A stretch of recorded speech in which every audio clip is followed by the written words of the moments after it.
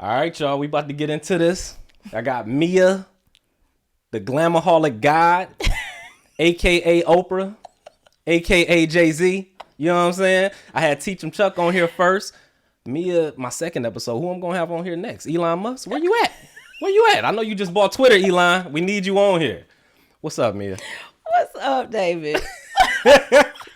For those who don't know, me and Mia go all the way back to Cass Tech. I don't think we met our freshman year. No. We probably started talking, became friends around the end of sophomore? Yes. End of sophomore year. Yeah. But one thing about Mia that I always liked, I just told Charles this like a couple of weeks ago. I said Mia was always a person that you didn't want to piss off.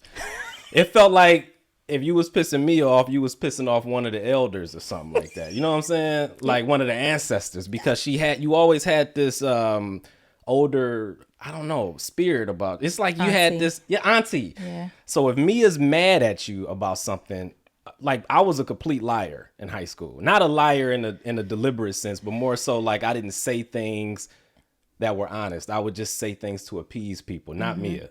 Like Mia, if you did something to piss her off, she gonna let you hear it.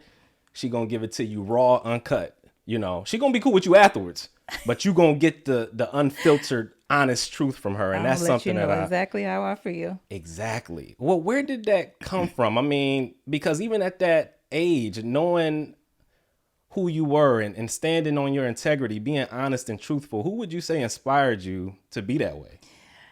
I mean, to be honest, you know what, David? I thought about this the other day. What? I remember telling a lie and kind of getting caught up in the lie, and I remember not liking how that felt. And I was like, I ain't about to lie no more. I ain't like that. And I had to be like in middle school or early high school days. And I remember getting caught up in the lie, and I was like, I don't like how this feels. Yeah. And I just feel like I was raised by my grandmother and my auntie from Mobile, Alabama, and we just country like that. You know, so that old spirit, people be like, you act like an old lady. I be like, I am an OG and I'm okay with it. Wow. I don't try to stay young. I am okay with growing in age, but I just feel like I like people to keep it real with me. Mm-hmm.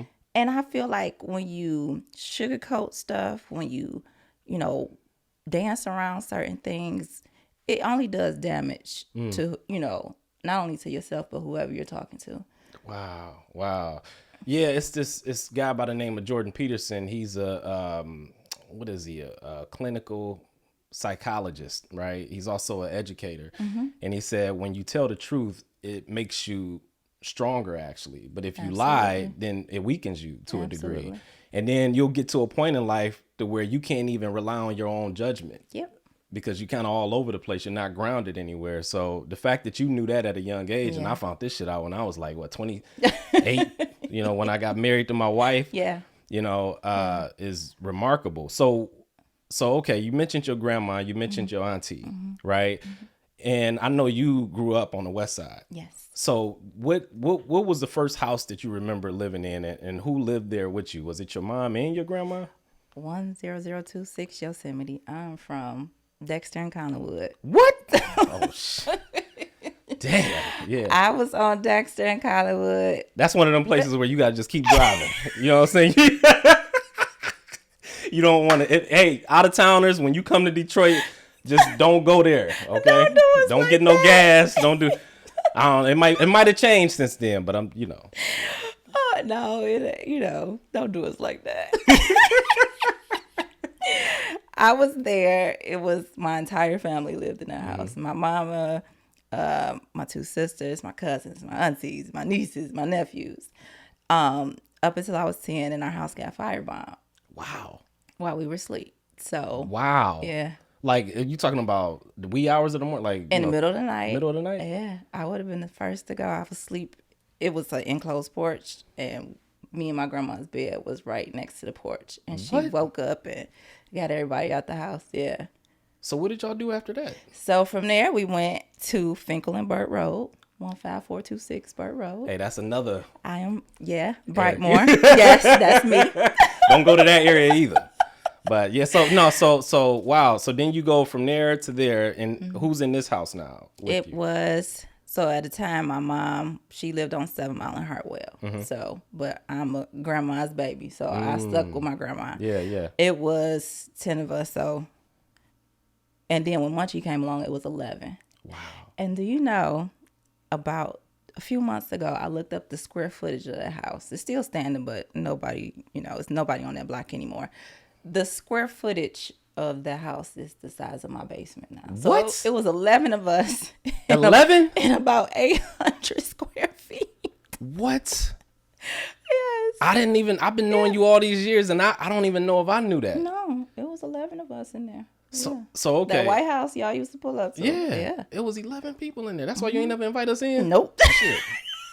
Okay, that explains. I'd be like, I used to drive away from there like, Mia Face, you don't even want us to come in? I'm coming outside. Yeah. She ashamed of us? Why she don't want It us to was come like in? 3 to a room. Yeah, wow. And my mama slept on the couch. Yeah. So around that time, or I guess how young were you when you decided that you wanted to be something, like a profession? Like how young were you when you decided you wanted to be a certain profession, and what was that profession? I don't even think my vision was that far as a teenager, because in my mind, before I got pregnant, I was pregnant at 16. Before pregnancy, I was going to go to school to be a teacher. So that's what you wanted to be? I wanted to be a teacher. Why? And an accountant. I was like trying to figure out if I Caught wanted between to, the two. Yeah, a teacher or an accountant. I just like to teach. Like, I always just like to share things. I'm a nerd. You know, people wouldn't know it, but I am definitely through and through a nerd. And I just always had a love for my teachers and the way they made me feel. Like I can remember my first grade teacher, Miss Bell. Miss Bell. Or my 6th grade math teacher, Miss Pert. Like they always made me feel so good. And I wanted to do that. And then with accounting, I've always had a love for money. Well, clearly. When I mastered accounting, I was like, this is fun.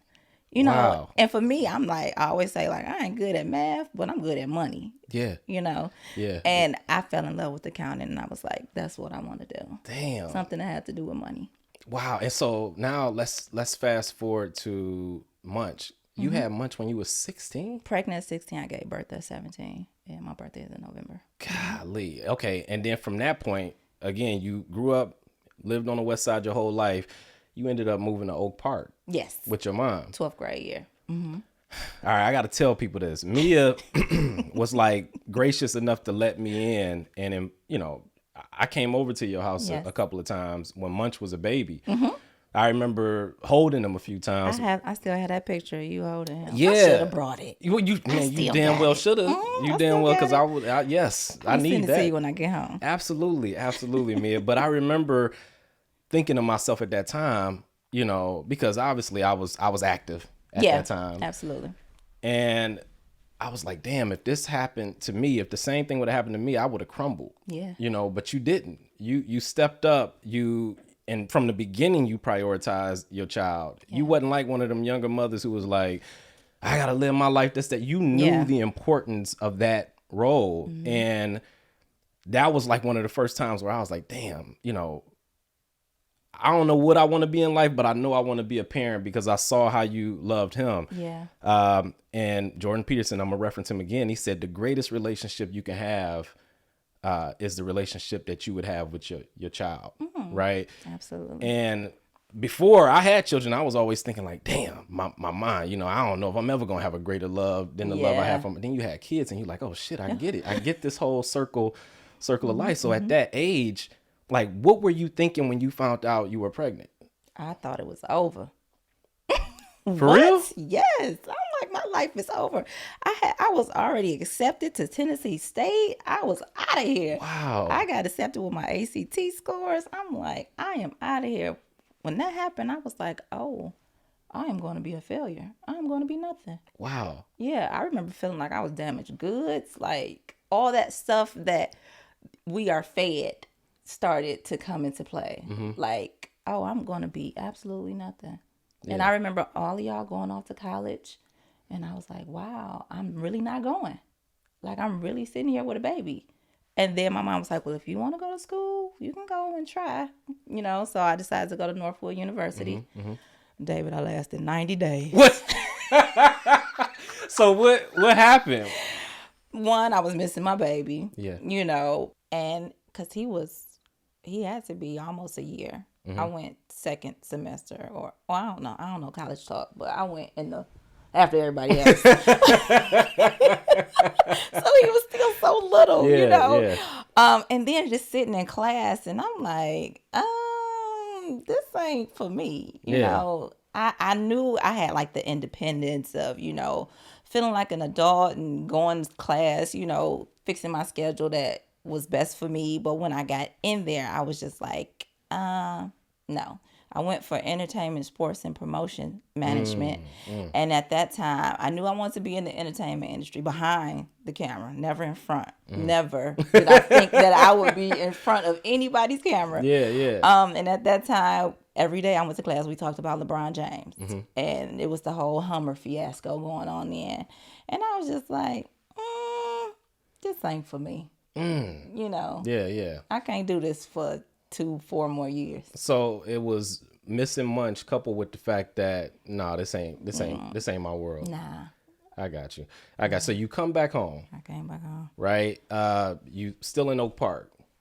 When I came back home, no, I'm back in Brightmoor then. You back in Brightmoor, so what happened? I'm on Stout.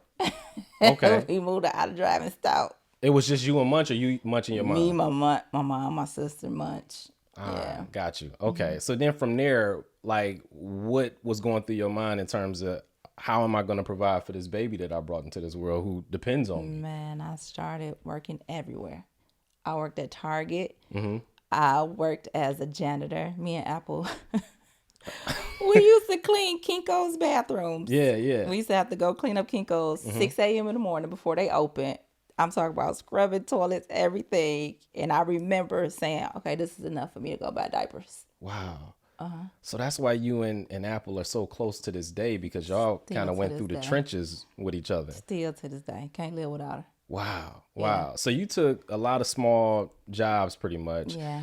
Then you get to the point where you're like, maybe I want to try entrepreneurship. How did you get to that point?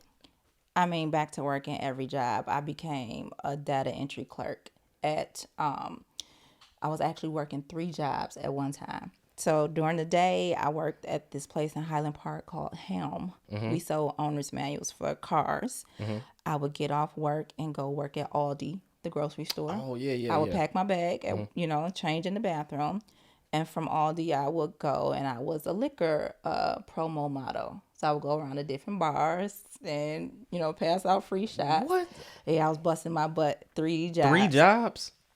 I would pack my bag. I would leave Aldi, put on a short little skirt, go to the bar, come hot. Listen, I was not playing. Damn. So then it gets to a point where thing. You busting your butt and Dave, I remember the day where I was like, this ain't for me. The customers that would call in, they would cuss us out. If they didn't hear what they wanted to hear, they was gonna cuss you out. And I remember getting off the phone and going in the bathroom crying. And I called my mom and I'm like, Mama, I can't do this no more. I do not want to work here. I can't do it. Wow. I want to quit. Yeah. And she was like, well, quit. And I was like, that means you got to take care of me, my child. Yeah. I was like, okay. Back then I was driving a 1994 Ford Explorer, baby. Her name was Dora. We called her Dora. Dora the Explorer. I ain't had air. Baby, what? That was my car. Like, wow. I'll pull up on anybody in Dora, but you were proud because it was your car. Yeah. I bought that car with my income taxes. Wow. I was proud. Yeah. And I remember hanging up the phone, and I went in my supervisor's office, and we had like a kind of like a cool relationship. And I was like, I'm about to quit. I can't do this anymore. I was like, this is my 2 weeks. And she was like, you about to quit and do what? I was like, I don't know yet. She was like, are you sure? I was like, yeah. But she looking at me like, you about to quit and do what? I didn't care. But during that time, and I still have the notebook to this day, I would take Kamora Lee Simmons' book to work with me every day. So in my mind, I would daydream about being Kamorley Simmons. Like, I wanted to have a clothing line and have a store and have all these nice things that she had. And I Yeah. would circle and highlight certain things that stood out to me in her book while I'm sitting at this desk. This is about 2006, 7. Wow. So while you were at work, you were daydreaming about the life that you wanted. Yeah. So you had already saw it up Yeah. here. So everything that has happened today, it's not a shock to you because you saw it. I didn't know how I was going to do it, but that's what I wanted. Yeah. And I wrote it in my notebook. And even now to this day, I date everything. So if you look in that notebook, it goes back to like 2006, 2007. I want to make diaper bags and umbrellas, and I want to own a strip mall. I don't know. I was crazy. But you was right. I mean, a girl from the west side of Detroit, you writing this stuff down in your notebook. Didn't have $1. Like, I remember my paycheck being like, for 2 weeks, being like $5.53.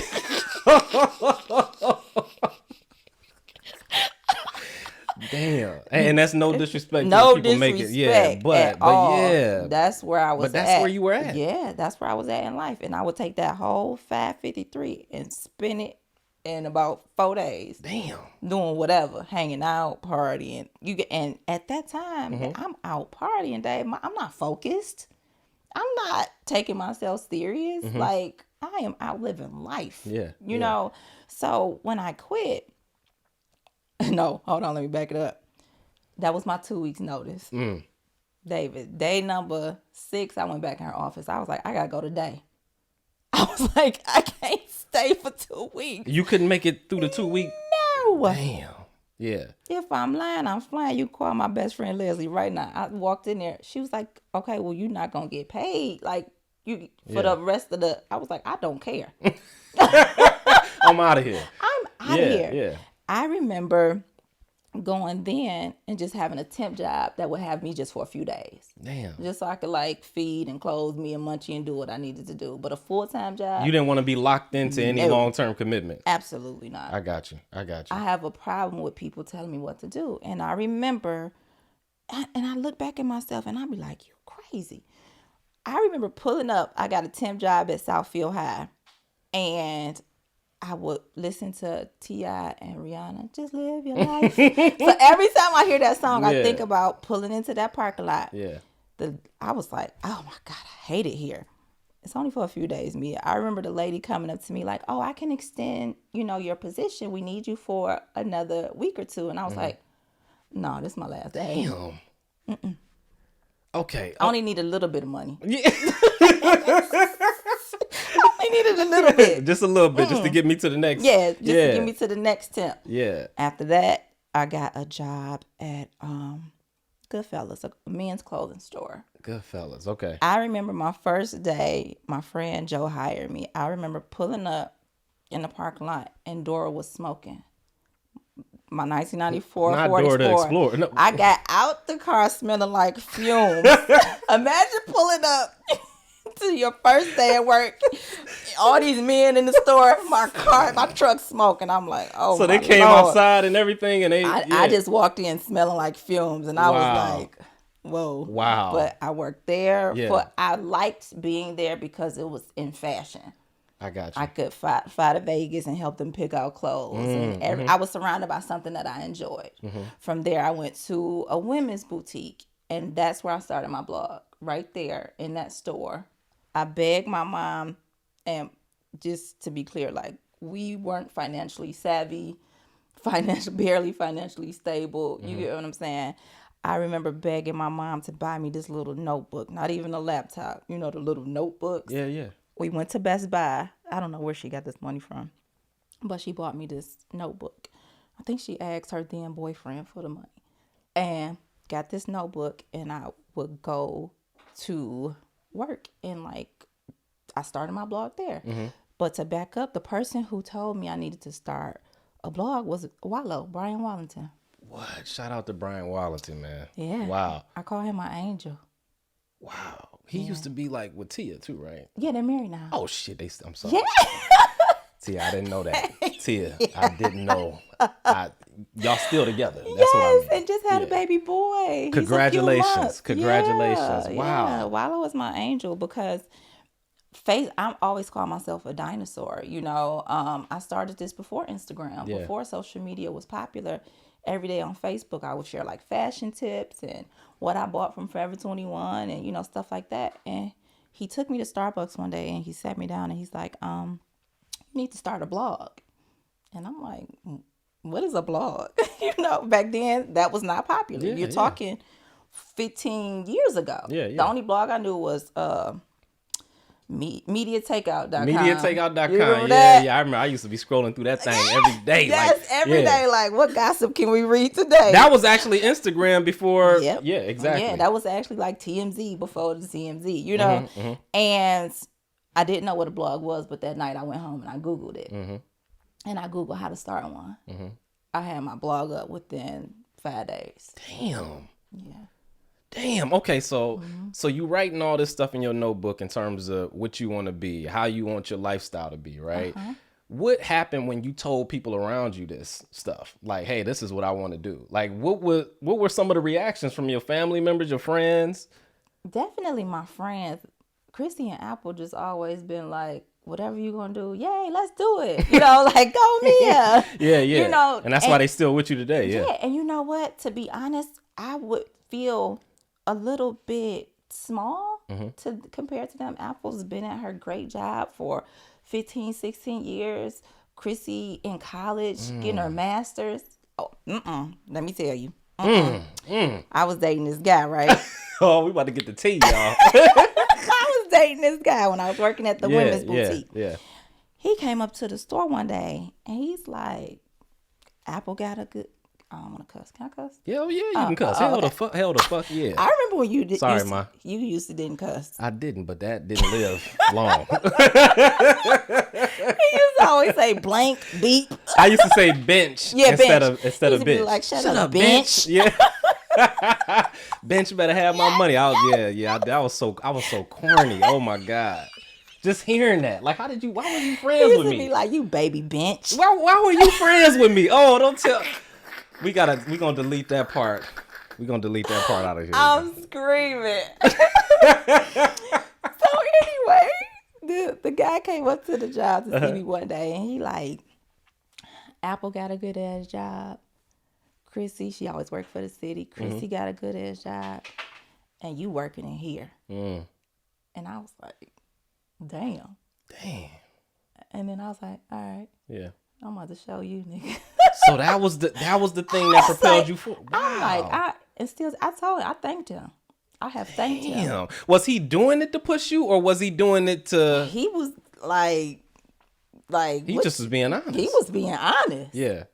And I can't say he mean because I speak like that. He was being honest. Yeah. Like, what you about to keep working in here? So you respect that type of message and delivery from somebody. I thank you. You turned me into a monster. Damn. So that's when it clicked for you. I was like, okay, I'm about to show you. So, okay, what happens after that? Okay. So from there, I start the blog. I'm still working in the store. Every day I'm going to work when it's slow. And I'm basically talking to myself. I'm talking to myself. I talked about what I wanted to wear, how I comb my hair, the shoes I saw Kim Kardashian wearing, but I found them at Forever 21. The dress that I saw Beyonce wearing, but I found something like it at Target. I've always been who I am. When I couldn't afford it, I didn't buy it. But I talked about how I looked like I, just stepped off of the magazine or whatever. Because you was pushing like Forever 21 like hard. Hell yeah. Yeah. That's all I could afford. Damn. I remember going to Fairlane and I knew everybody in there. Hey, Mia. Hey, girl. Yeah. I'm just in here trying to spend my little $12. Yeah. Damn. So from there, I'm blogging. I remember walking through Fairlane and somebody being, hey, excuse me. I read your blog and I was like, whoa. Wait, is people out there listening to me? Wow. My focus was never to be the top, the best, the number one. I was just at that computer like, hey, I get to talk about hair, fashion, beauty, and lifestyle every day. It's fun. It was fun to me. So you didn't necessarily have a goal or a plan. You were just kind of living in the moment. In the moment. I was definitely living in the moment. Yeah. And then from there, a year into it, I was like, what? I ain't making no money from this blogging stuff. That's when the accountant side of her kicked in. Yeah, I'm like, something wait a ain't minute. right. Time, money, Yeah, something ain't yeah, adding up. The math ain't math. Like the kids say. I remember asking Tia, did she know anyone who made business cards? Because I'm somebody now. I got a blog. Yeah, you got a I need blog. some And there's people business out there who cards. recognize you, too. Yeah. Somebody at Fairlane knew me, you know? And she had this guy come up to the store that I worked at, and we were designing my business cards. And he ended up saying, let's, work together. Let's do some stuff together. And I was like, okay, cool. We would go to Starbucks every day. He's working on his manufacturing ideas, and I'm just blogging. Making no money, just blogging. But we would meet at Starbucks like every other day. Yeah. And at this time, I'm driving my mom's blue Volvo. Actually, it was my uncle's Volvo. Because Dora the Explorer died on me, extinct. Honey. Yeah, she done. Yeah. So I had no car. Okay. So I'm meeting him every day, and I'm carrying all this stuff in with me. And I was like, because I knew he was doing manufacturing in China, but he was doing clothing. I said, can you make me a bag? I'm tired of carrying all this stuff in my hands and in my arms. I need a bag. I said, can you make me one? He was like, why don't you make it?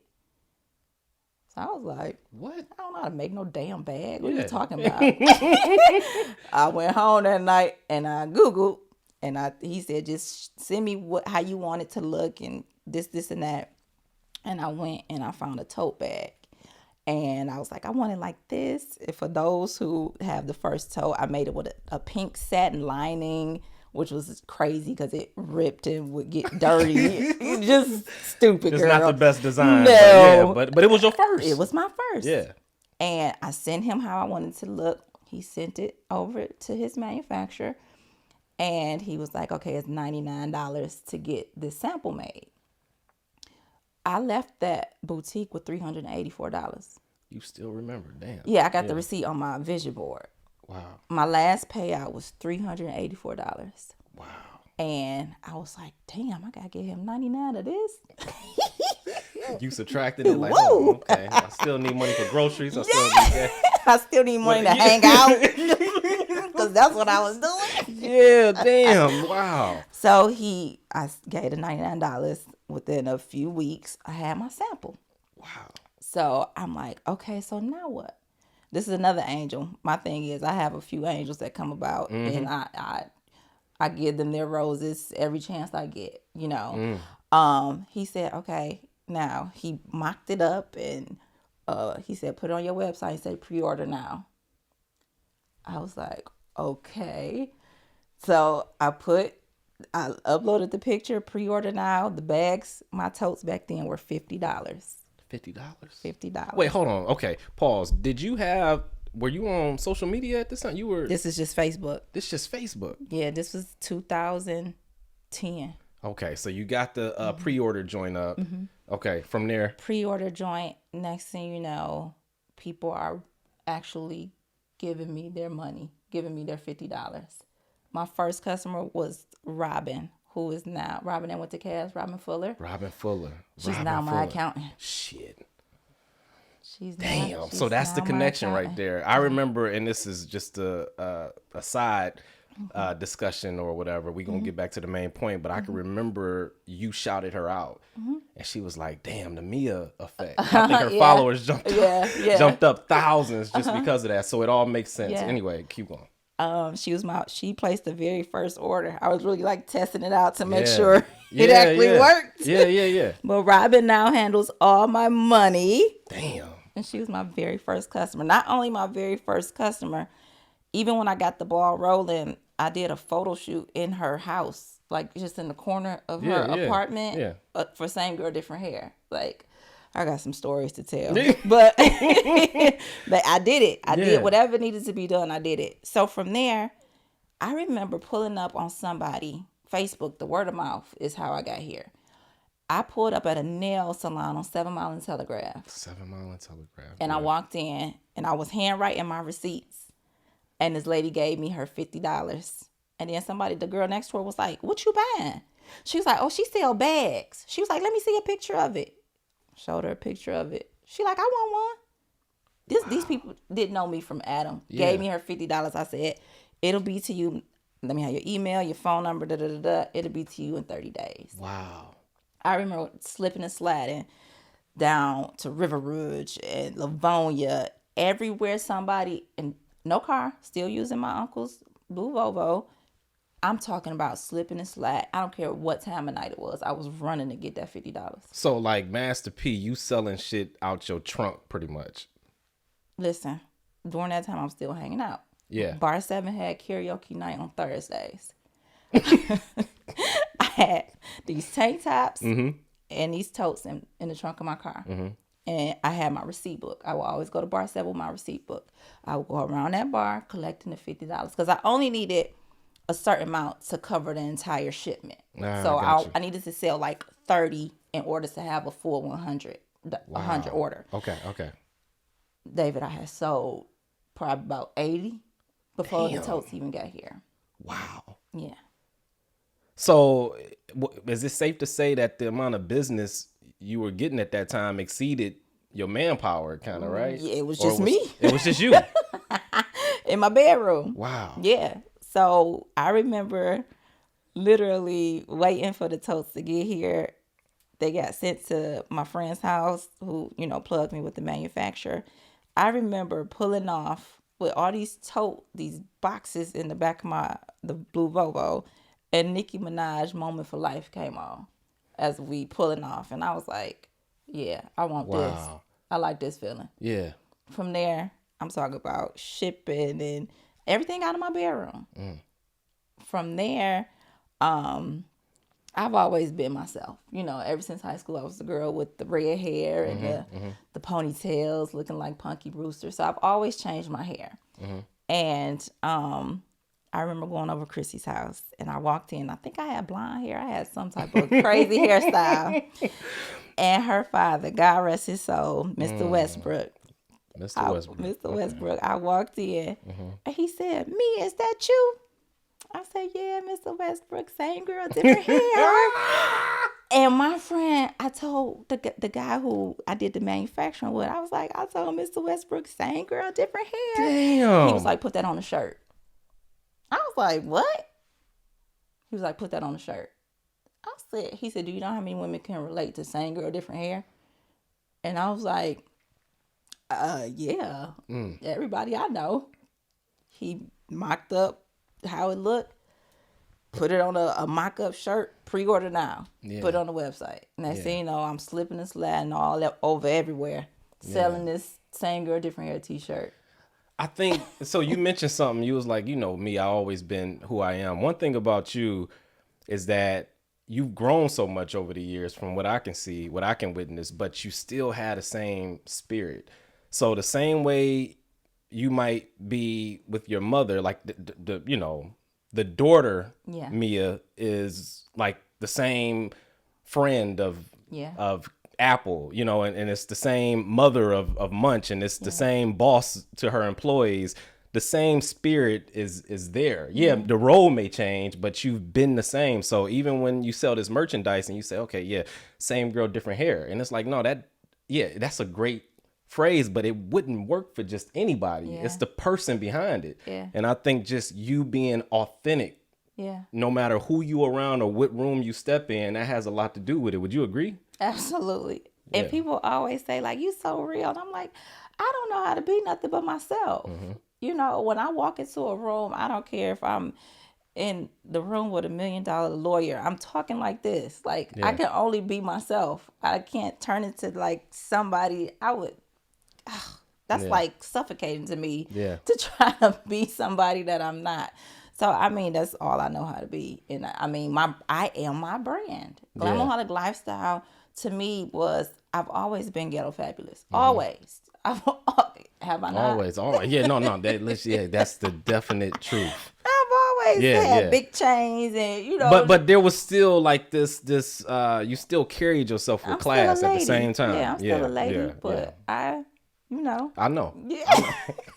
So okay, before we get to the Frank Lucas part of your story, I can't wait to get there because see, people might think that somebody put her on or that she, maybe she had something like a trust fund kid, and I that's kind of wish. how. No, she did all of this on her own. Before I get there, right? I was reading this book by this guy named Thomas Sowell, right? It's called Intellectuals and Race, and he's a world-renowned economist. He's an educator. He's a researcher, and his whole thing is basically shattering victim-ridden ideology with empirical facts. And his whole thing is like, your feelings don't matter. These are the facts, right?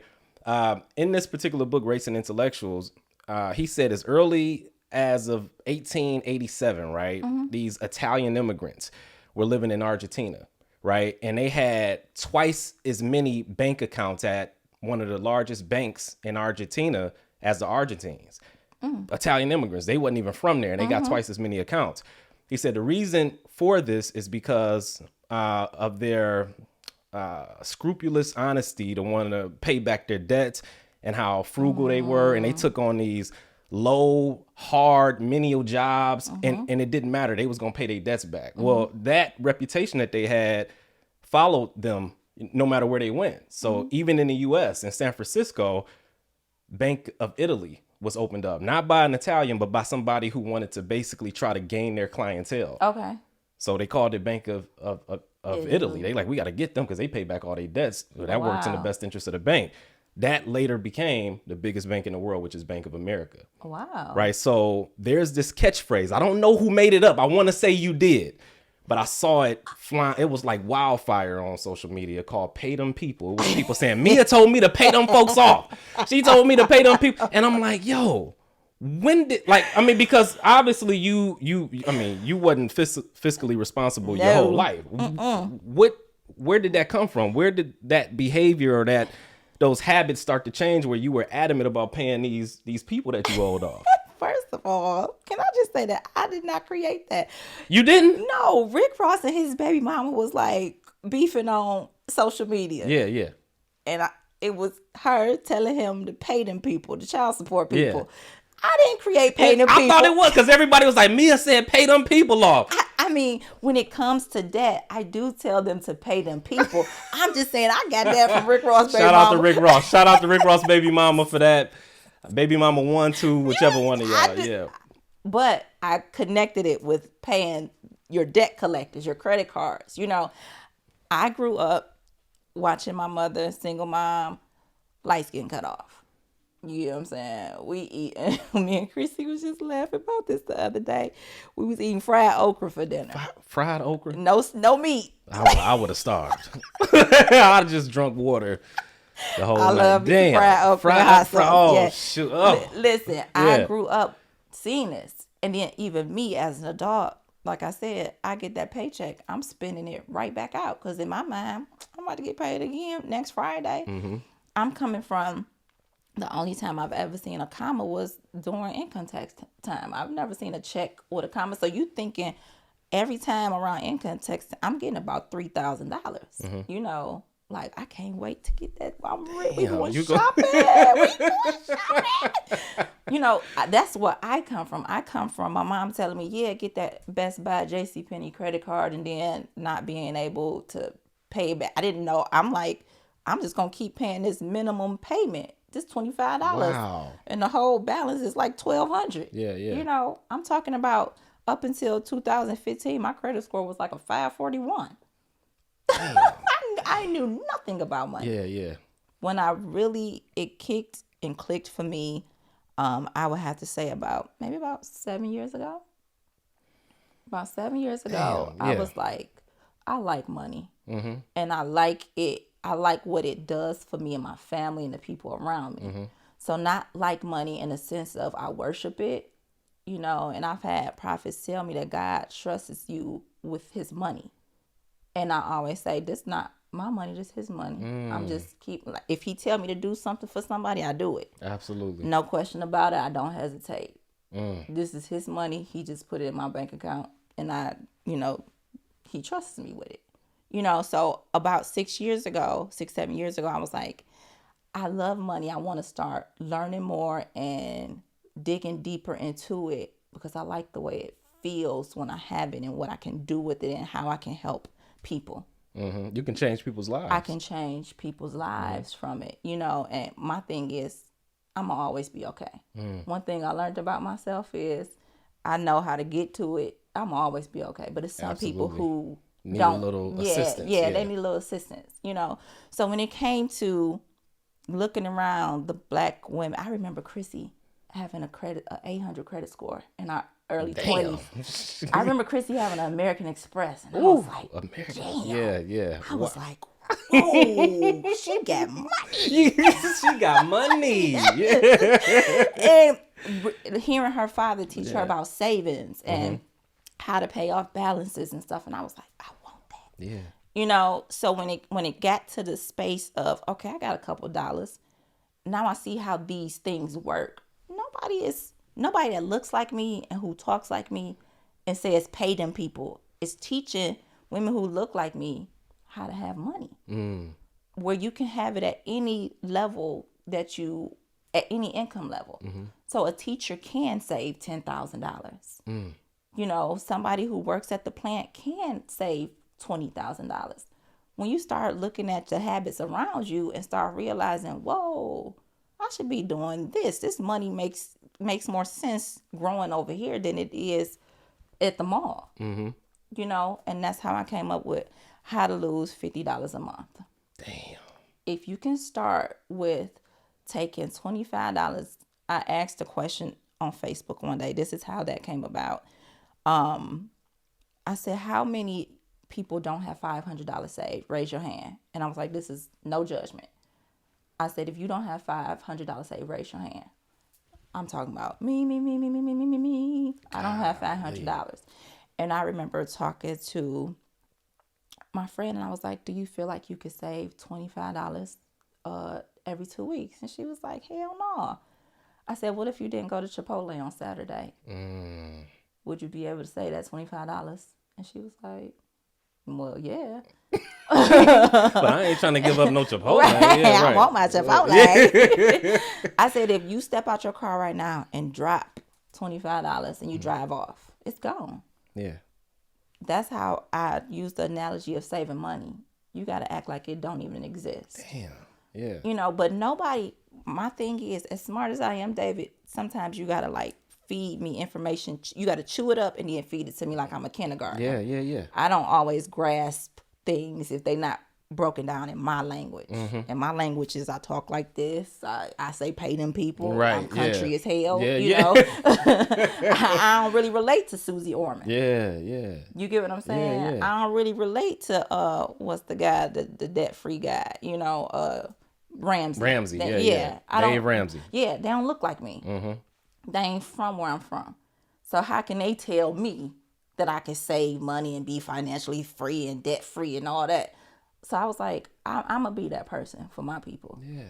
Wow. And now, that was maybe about 4 years ago when I first did that, how to lose $50. I mean, women DM me, I bought my house. What? I saved my money. I paid for my son to go to school. It went from saving $50 a month to then she started saving $150 a month. Then she started saving $300 a month. Because once you start seeing that money grow, you be like, I like that. Because to me, money is power. Not power in a bad way, but a power in you just being secure. You just knowing that if you want something, you can have it. You know, you just got to realize that I was literally, money goes through people's fingers like water. Yeah, that's true. It flows like water. But once you realize, like, wait a minute, I can hold on to a little bit of this. I mean, the messages, and I be like, I can't believe it be people like, I saved $5,000. That's a big step. Yeah. You know, and people make people who work 9 to 5s feel like, and I am anti everybody needs to be an entrepreneur. Yeah. I do not believe that everybody needs to be an entrepreneur, and I feel like social media has made people feel like they gotta do something. Yeah. No, you don't. It's all right to have a 9 to 5. Be a teacher. Yeah, absolutely. It's okay to be a mailman. Like, that's fine. And I want you to know that you can still have a sense of security. And our parents didn't have that. You know, well, I'm gonna speak for myself. My mother. No, me too. You know. My mother never had a new car, you know, until I was close to 30 years old. Certain things she never experienced, you know. And I wanted the people who, I have this platform, and I don't want my platform to be about how I look or how I dress. I really want to help the women that look like me. Yeah. Yeah. And that was your way of giving back when you started that, because, you know, you inspire people. They see what it did for your life. Yeah. And for them, it's like, well, shit, I can change my habits too. And it led to them being able to get a house and get out of debt and use their credit scores. They be sending me their credit scores. I be like, yes. Wow, man. So, okay, now you selling stuff out your trunk, you know, don't got enough manpower for all the, you know, the merchandise you got coming in, but you still, or not the request for purchases that you have coming in, but you still like, yo, I'm still making it work, right? With just me, right? Then you get to a point, right? And I heard this story before because it's like an urban legend. I know it's true, right? But I heard this story about you actually going to, was it China or Japan? I get them mixed up. I'm sorry. I went to China. Went to China. Yeah. Right? And you finessed your own connect. Well, first off, I need to figure out like what the hell was going, like, cause that's a fearful, I would be afraid to go to another country, especially out there. You know what I'm saying? Absolutely. And then you didn't even know if you were going to find this. So what happened? What went through your head? Who inspired you? How did you get this idea to go and just try to find your own connect in a foreign territory? Well, I have another angel, Blair, which still works with me to this day. She's now my brand manager. But I've had the same manufacturer for 13 years. Damn. Yeah, that's my family. That's my brother. So y'all be like hitting each other up, hey, Merry Christmas. And that's my homie. Damn. Yeah, that's my family right there. And I tell you this. I was living in Atlanta, right? I'm on my knuckles. This is 2015-16. David, I'm on my knuckles. I ain't got shit. Damn. Okay? Yeah. The guy who originally plugged me with, I'm going to get to China, but the guy who originally plugged me with the manufacturer, their deal went bad. I don't want to say he ran off with his money, but he never gave the manufacturer the money that he owed him in the middle of a production for me. Wow. Right? And he was the middleman between me and the manufacturer. That's why I always tell people, don't let nobody middleman you. You handle your stuff on your own. He's not answering, my friend. He's not answering my phone calls. He's disappeared. Nowhere to be found. And my glam toast is how I feed my family. So imagine you anticipating this work to come in and your connect ain't answering the phone. And somehow or another, nobody but God, somehow or another, he had made a mistake and CC'd me on an email with the manufacturer one day. I'm digging through my emails. I contact the manufacturer myself. I'm begging and pleading, please, I need those totes. I have nothing to do with what y'all two got going on. Please, this is how I feed my family. He's like, no, he owes me X amount of, I'm talking about like $80,000. No, like. So this dude done with him and anybody connected? Yes. Because he might do the same thing. Like, F you, F him, and F you too. F you, and F you. Who's next? Who's next? Oh, shoot. Damn. So I'm like, what am I going to do? I remember promising him, I will find the email.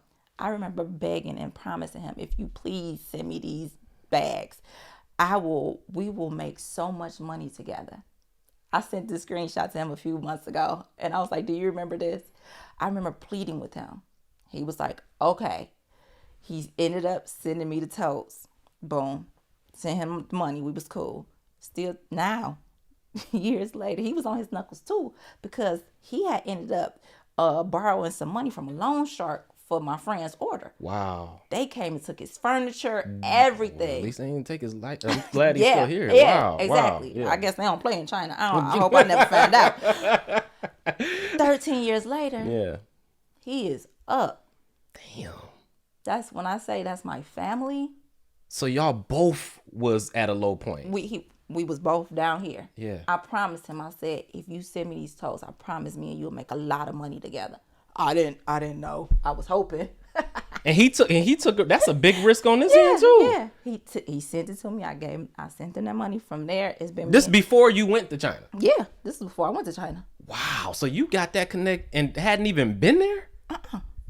Me and him, we have never met before. When I went to China, I didn't meet him. You was just out there. He deep in the country. Yeah.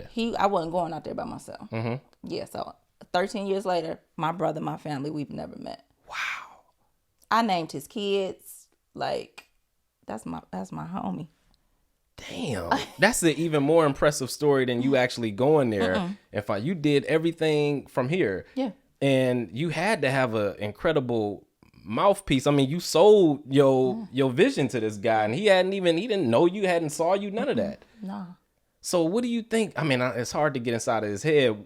What do you think that he saw in you that made him want to take that risk? Did he ever tell you, or? Well, I'm gonna ask him that tonight. Yeah. Then we're gonna do that on part 2 of this thing. I'm gonna ask. I don't know. I guess he was like, he needed the money. He was like, what he got to lose? Yeah. We were already, we both down here. Yeah. We was in the same boat.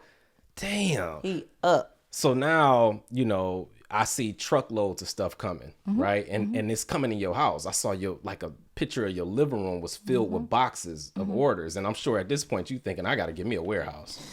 Yeah. See, I have to be pushed to do something, and people always be like, you don't see what we see from the outside. And I'll be like, I'm too busy working. Yeah. I'm not. You got your head down. Yep. I'm not supposed to see what y'all see. And they're like, you should have had a warehouse. And I'm like, for what? I'm not ever gonna spend money when I don't have to. Never. Yeah. So this is my house. I have been in my house for just a year. Yeah. The next thing I know is a warehouse. And I'm like, okay, now I gotta get a warehouse. I get a warehouse. I don't know what I was thinking. It has to be about maybe 1,500 square feet. My first shipment, I couldn't even walk through my warehouse. I had outgrew my new warehouse with my first shipment. God, so you had. I don't know what I'd be thinking, David. So now you got to figure out another place again. Okay, so now here we go. Now I got to find a new warehouse. Okay, I get an 8,000 square foot warehouse. Wait, y'all hear 8,000? 8,000. That's 4 of my houses.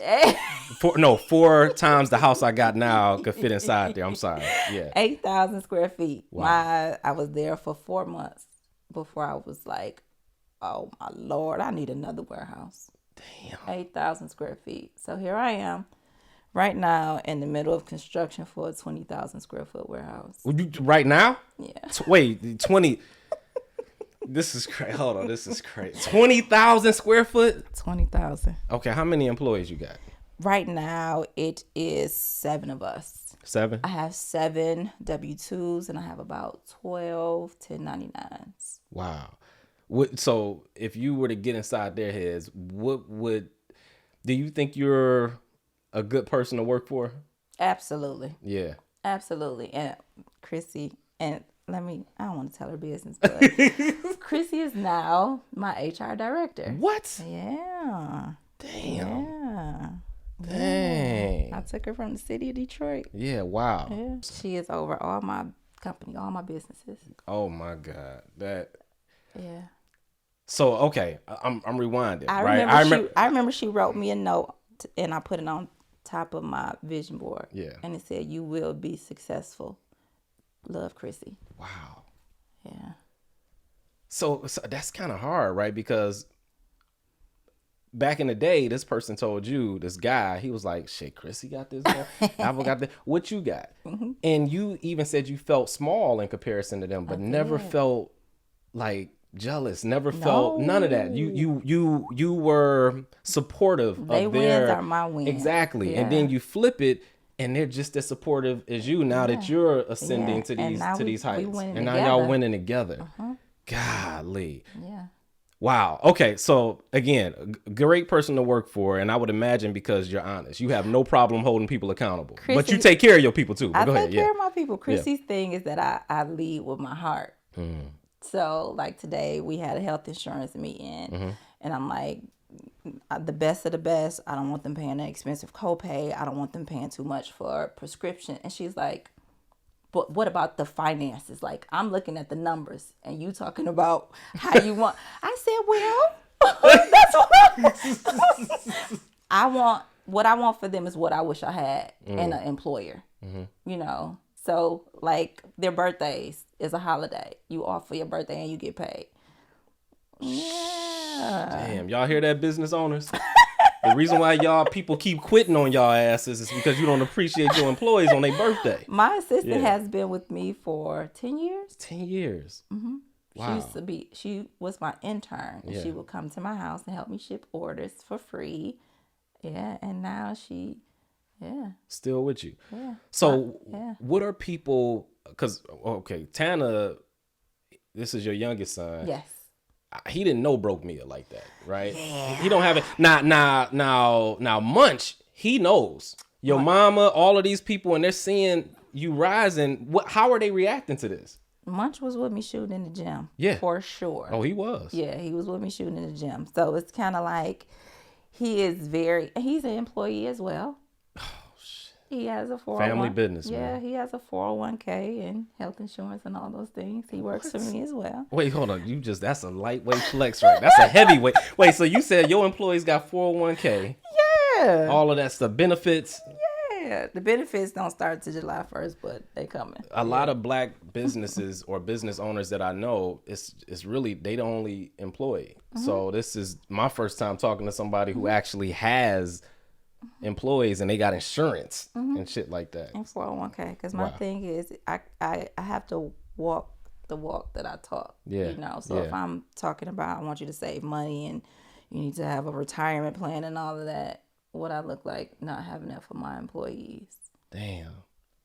Okay, so you take great care of your employees, right? Now let me ask you this. What did the pandemic teach you about your business? Because I know a lot of people that took a hit. The pandemic taught me that women like to shop. And they was getting them they was getting them checks too. Damn. So you didn't really feel it like that. But it makes sense because you've always went out of your way to take care of the less fortunate by giving them game. So during that time, they still. And I guess I never looked at it like that. I always tell people that I started my business in the recession. And I became something during the pandemic. Damn. I don't like to say that word, but I became something during the pandemic. So it's no excuse to whatever you want to do. I started this in the recession. So is that what you would say to somebody who does make excuses? Because you hear it all the time. You hear people talk about all the obstacles that are in their way and they don't have this and they don't have that. Please. And it's like you were at a very low point and you made it to where you are now. So. David, I remember catching the bus in the wintertime to ship orders. Yeah. The Grand River bus, I caught it to Finkel and Finkel down to the Brightmoor post office. Damn. Yeah. I remember being in Atlanta with no car. And I always say, God, man, he do certain things for a certain reason. I'm living in this house with no car, and on the corner was a Walgreens, a gas station. Inside the gas station was a post office, Publix, and a Chase Bank. I bank with Chase. I needed a post office to always ship my orders. And I stole a shopping cart from Publix because I didn't have a car. And I brought it home. And I would use that shopping cart to take my orders to the gas station, the post office inside the gas station. That's all I needed. Golly. Wow. So when people have excuses, I be like, I mean, right, because you to somebody else. You ain't the person.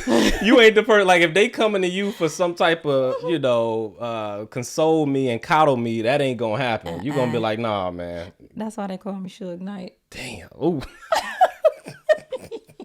No, not me. Yeah. No, sir.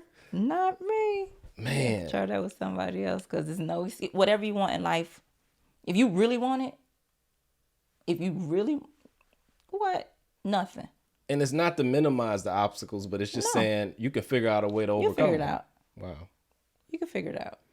Damn. So your mom, man, she got to be proud of you, man. Yeah, she proud of me. She is. My mom and my daddy real proud of me. My sisters, everybody. How do you juggle being a mom, being an entrepreneur, being a friend, shit, just having time for yourself.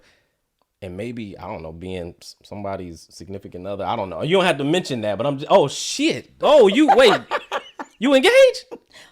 No. Oh, well, but still, he bought it. So that's good enough. Significant other, how do you manage being all, and I guess it helps that you're the same person, no matter what. You don't have to like put on a facade in any of these roles, right? But how do you manage it though? I feel like people always ask, like, how do you juggle it, manage it? You know, how do you do it? It's no right way to do it. I don't juggle it. Like today, I forgot Tana at school today. I was in a meeting, and I look up and I'm like, it's 3:55. Yeah. I'm not a pro at that. You know, every day I handle what comes to me every day, and I make sure that my family and friends know that I see them. You know, I'm never too busy for if Munchie is having a bad day. I'm never too tired if my man want to go out on a date. I don't tell my mama no for nothing. You know, you know what I'm saying? Yeah. My sister, I'm always present. I'm very busy. I'm extremely busy, but I never make any of them feel like I'm too busy for them. No, because at the end of the day, it was the 11 of us. My nephew is the shipping and receiving supervisor at Glama-Holic Lifestyle. Can I just sweep the floor? Can I get a little, hey, listen, DCS Corp, I'm leaving, y'all. I got a 2-week notice. I'm only going to make it through 6 of those days, though. And I'm going to sweep Mia's 20,000 square foot warehouse. So you just be on notice. So your nephew working for you, is shipping. A salary employee, yes. That's another flex. Salary? You niggas, y'all, I didn't want to say the end. Mama, I'm sorry. But y'all better stop making excuses. Oh, my Lord, David. So here we go, right? So, okay. I'll say, so you juggling all of this and you're being present. And you're making time, you're manufacturing time for the people you love and you care about. Right? And it's working because you successful at all of these things. I'm sure that there has been adversity in trying to be everything, absolutely, right? Absolutely. Tana, I saw something and the good thing about your social media is that you're vulnerable. And you shared the story with everybody just to show people, hey, I'm still human. I still bleed like you. Absolutely. And it was like, man, I had one of them days where I think you cried. It was like a meeting or something like that. And Tana, he's sitting over there in the cut like this. He looking at mommy. He like, that's exactly how it. That's how he was doing like this. He like, I know she ain't crying. Like, yeah, right. He wrote a letter, and it was basically like, Mom, you know. He said, Mia, stay. He calls me Mia. He said, sorry. No, it's okay. He said, stay strong. Something like, I hope your day gets better. Let's cuss people out. Let's cut, because he know that's what you gonna do.